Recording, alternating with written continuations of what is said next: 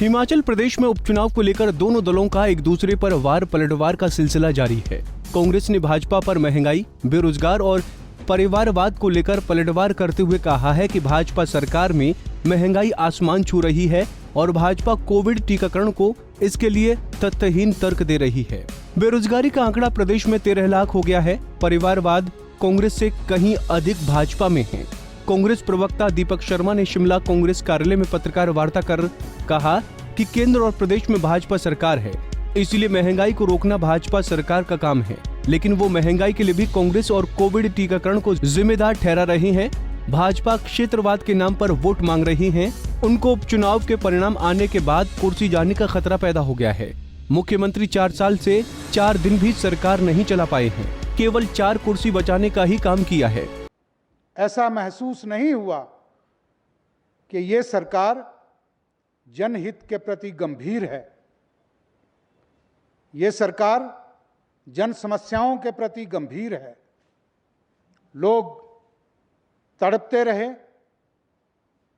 लोग मरते रहे।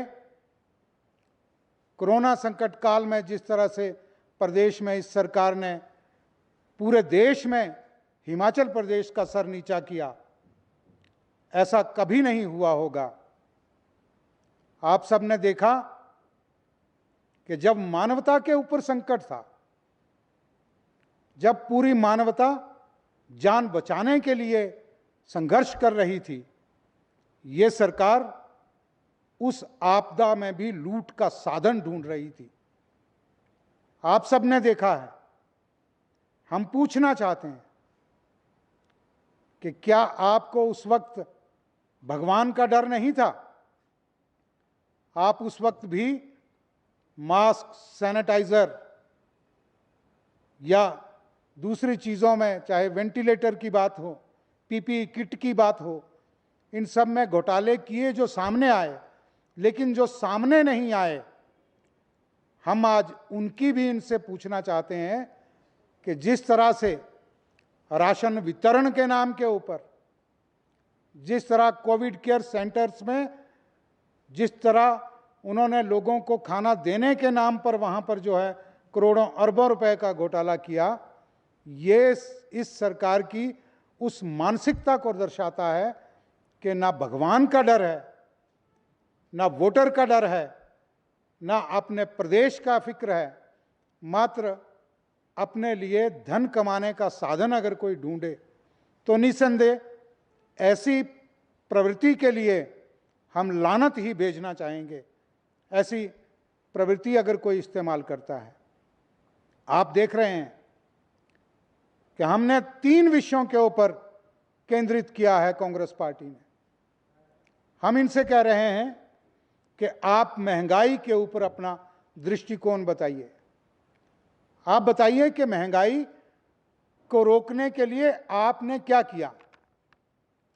आपने सुना, आपने देखा, आप मीडिया में उस बात को कह भी रहे हैं कि कितने कुतर्क पेश किए जा रहे हैं, किस तरह से तोड़ मरोड़ कर तथ्यों को पेश किया जा रहा है। कोई कह रहा है महंगाई कांग्रेस की देन है। अरे भाई, 4 साल से क्या कांग्रेस सरकार है? कोई कह रहा है कि महंगाई इसलिए बढ़ गई कि वैक्सीनेशन शुरू हो गया। तरह तरह के कुतर्क, तर्कहीन बातें कर कर हम ये कह रहे हैं आपने उसको रोकने के लिए क्या तंत्र अपनाया, आपने किन किन चीज़ों का जो है वो लोगों को प्रावधान किया, राहत दी, कोई पैकेज दिया? किसी को कोई पैकेज नहीं दिया गया। आज स्थिति ये है कि महंगाई किसान के खेत तक पहुंच गई है। किसान खेतीबाड़ी छोड़ने पे मजबूर हो चुका है।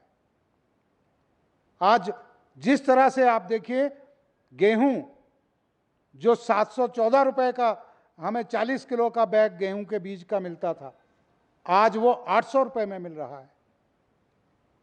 किसान को खाद महंगी मिल रही है। किसान ट्रैक्टर बुआई का प्रति घंटा 800 रुपया जो है, जो 450-500 रुपया होता था, वो प्रति घंटा 1600 रुपया तक दिया जा रहा है। और ये महंगाई किसान की खेत तक पहुंच गई। हर व्यक्ति उससे परेशान है। कल टमाटर 65 रुपए किलो था, आज 85 रुपए किलो हो गए। कौन इसको रोकेगा? कैसा कोई नियंत्रण तंत्र है सरकार के पास? क्या सरकार को इस चीज का फिक्र है? ना महंगाई पे ये कोई जवाब दे पाए, ना बेरोजगारी के ऊपर कोई जवाब दे पाए।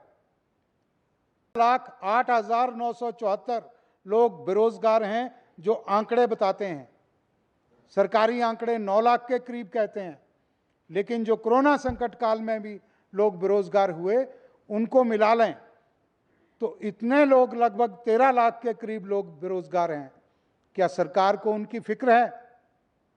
क्या सरकार ने कोई ऐसी योजना बनाई कि इन लोगों को हम कैसे रोजगार दें, कैसे इनको अपने पैरों के ऊपर खड़ा करें?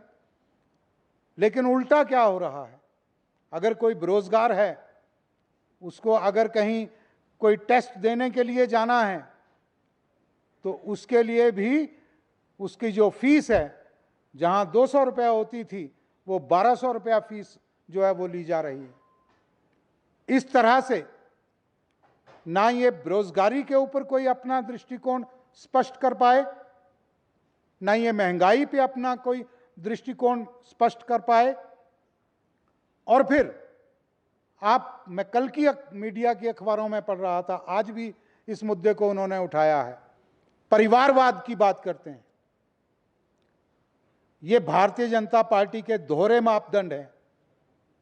भारतीय जनता पार्टी करे तो वो सत्य है, वो करें तो शिष्टाचार, कोई दूसरा करे तो भ्रष्टाचार। इस तरह का इनका जो सलीका है वो परिवारवाद के रूप में है। आज ये परिवारवाद की बात कर रहे हैं। परिवारवाद, मैं आपको चंद नाम सिर्फ आपके सामने रखूंगा। राजनाथ सिंह जी के बेटे पंकज सिंह नोएडा से सांसद हैं। कल्याण सिंह के बेटे राजवीर सांसद हैं। कल्याण सिंह के पौत्र संदीप सिंह योगी सरकार में मंत्री हैं। यशवंत सिन्हा, उनके बेटे जयंत केंद्र सरकार में मंत्री हैं। वसुंधरा राजे जी के बेटे दुष्यंत झालावाड़ से सांसद हैं। साहिब सिंह वर्मा के बेटे प्रवेश वर्मा सांसद हैं। चरतीलाल गोयल जी के बेटे विजय गोयल मोदी सरकार में हैं। प्रमोद महाजन की बेटी पूनम महाजन ये सांसद हैं। गोपीनाथ मुंडे की बेटी पंकजा मुंडे ये विधायक हैं।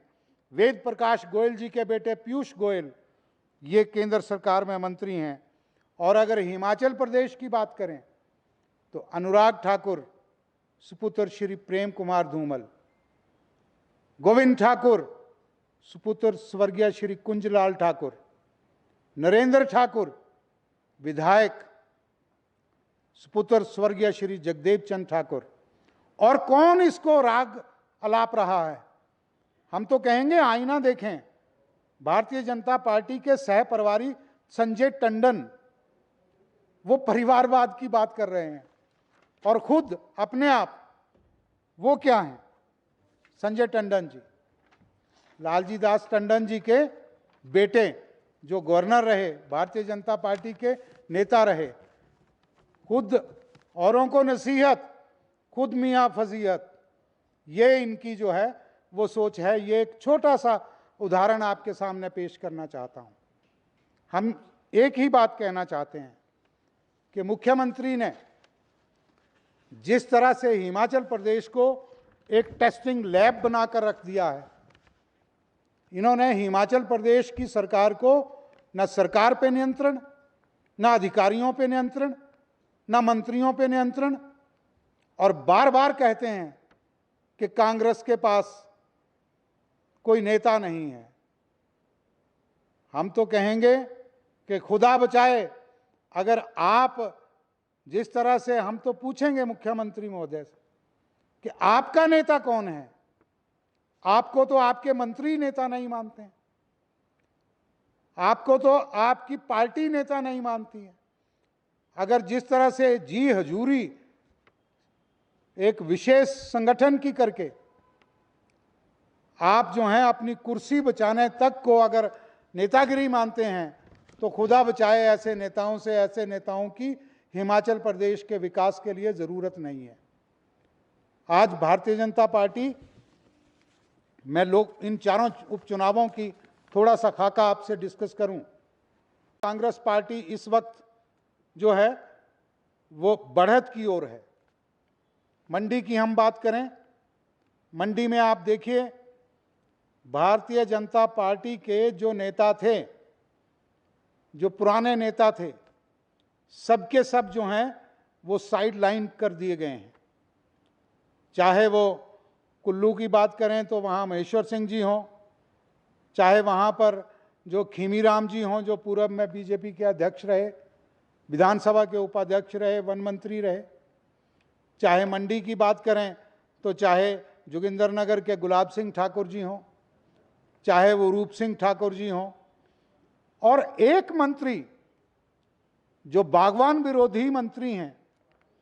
हम भारतीय जनता पार्टी से आज पूछना चाहते हैं कि भाई लोगों, वो जो बड़े बड़े दावे पेश करते थे, सुपर चीफ मिनिस्टर होने की बात करते थे, वो इन पूरे चुनावों में कहाँ गुम हैं? ठाकुर महेंद्र सिंह जी जो कहते हैं कि रेडियो के ऊपर सेब बेचे जाएं, आज वो पूरे चुनाव में भारतीय जनता पार्टी ने किस कोने में उनको छुपाया है, ये भारतीय जनता पार्टी जरा बताए। उनको क्यों सामने नहीं लाया जा रहा है, उसका क्या कारण है? तो सभी जगह पे मंडी में जिस तरह से कांग्रेस पार्टी ने वहां पर इन मुद्दों पे बात की, जब इन मुद्दों पे जनता के बीच वो नहीं जा पाए और उनको लगा कि जनता में जनाक्रोश है, तो वो इन मुद्दों से भागकर ऊल जलूल बयानबाजी पर उतर कर जो है वो उन मुद्दों को डाइवर्ट करने की कोशिश करती रही है। खैर, ये तरीका इनका पुराना है। इनका जो पूर्वज जनसंघ थी तब भी ऐसा हुआ करता था। जब चुनाव आते थे हमने उस वक्त को भी देखा है। गायों की, बैलों की पूंछें काटकर फेंक कर जन भावनाएं भड़काने का काम उस वक्त इनके पूर्वज किया करते थे, जो आज उसका स्वरूप क्या हो गया है? छद्म राष्ट्रवाद, पुलवामा, कारगिल, देश के ऊपर राष्ट्रवाद के नाम के ऊपर धर्म, जाति, क्षेत्रवाद। मेरा सीधा सीधा हमारा आरोप है वर्तमान मुख्यमंत्री हिमाचल प्रदेश के ऊपर कि हिमाचल प्रदेश के मुख्यमंत्री क्षेत्रवाद की राजनीति कर रहे हैं। इन्होंने क्षेत्रवाद को हवा दी है और संविधान में, चुनाव आयोग में इस बात को संज्ञान लिया जाना चाहिए था। वहां स्पष्ट लिखा है कि कोई भी व्यक्ति जाति, धर्म, क्षेत्र के ऊपर जो है वो वोट नहीं मांगेगा। मुख्यमंत्री ने क्षेत्रवाद के ऊपर वोट मांगा है। उन्होंने मंडी की बात कर कर वोट मांगा है। वो सिर्फ क्यों मांगा है? क्योंकि उनको मालूम है, ये सत्य है, वो चाहे मांग लें वोट, लेकिन 30 तारीख के बाद, 2 नवंबर के बाद मुख्यमंत्री जी आपकी कुर्सी जाने वाली है, इसमें कोई दो राय नहीं है। ठीक है, 4 साल हम आपको बधाई देंगे कि 4 साल जो मुशक्कत, जो मेहनत आपने अपनी कुर्सी बचाने में की, वो दूसरा कोई व्यक्ति नहीं कर सकता। क्योंकि शांता कुमार जी की भी जब सरकार रही है 2.5 साल, तो उस किताब को मैंने पढ़ा है। शांता कुमार जी ने कहा, मैं सिर्फ 23 दिन सरकार चला पाया था, बाकी टाइम मुझे सिर्फ कुर्सी बचाने के लिए ही जद्दोजहद करनी पड़ी थी। आज भी स्थिति यही है। ये 4 सालों में 4 दिन भी सरकार नहीं चला पाए, ये सिर्फ कुर्सी बचाने का काम करते रहे।